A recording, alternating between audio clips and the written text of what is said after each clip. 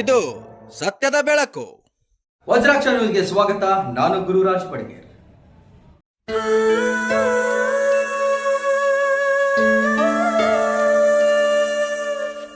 ಯಾದಗಿರಿ ಜಿಲ್ಲೆಯ ಸುರಪುರ ತಾಲೂಕಿನ ಶಾಂತಪುರ ಗ್ರಾಮದ ಸಮೀಪ ಭೀಕರ ರಸ್ತೆ ಅಪಘಾತದಲ್ಲಿ 8 ಜನ ದುರ್ಮರಣ ಹೊಂದಿದ್ದು 2 ಗಂಭೀರವಾಗಿ ಗಾಯಗೊಂಡ ಘಟನೆ ನಡೆದಿದೆ.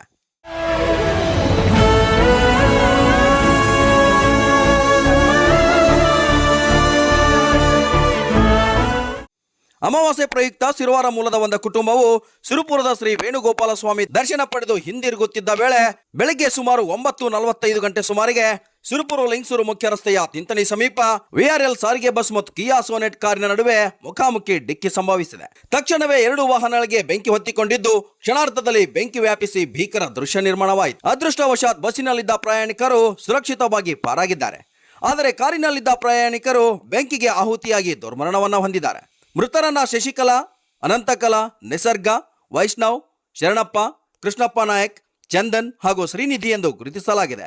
ಗಾಯಾಳುಗಳಾದ ವಿರಾಟ್ ಮತ್ತು ಅದ್ವಿಕರನ್ನು ತಕ್ಷಣ ಆಸ್ಪತ್ರೆಗೆ ಸಾಗಿಸಲಾಗಿದೆ. ಕಾರಿನ ಚಾಲಕ ಶರಣಪ್ಪ ಹಾಗೂ ಅವರ ಪಕ್ಕದಲ್ಲಿ ಕುಳಿತಿದ್ದ ಕೃಷ್ಣಪ್ಪ ನಾಯಕ್ ಸೇರಿದಂತೆ ಮಕ್ಕಳಾದ ಚಂದನ್ ಮತ್ತು ಶ್ರೀನಿಧಿ ಸ್ಥಳದಲ್ಲೇ ಮೃತಪಟ್ಟಿದ್ದಾರೆ. ಉಳಿದ ಮೃತದೇಹಗಳನ್ನು ಸ್ಥಳೀಯರು ಹೊರತೆಗೆದಿದ್ದಾರೆ.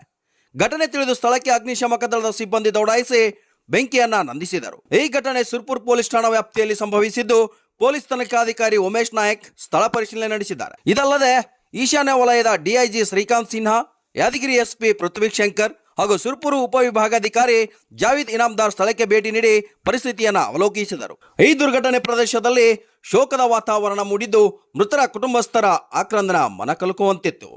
Vajraksha news report, ಚಂದ್ರಗೋನ, Surapura.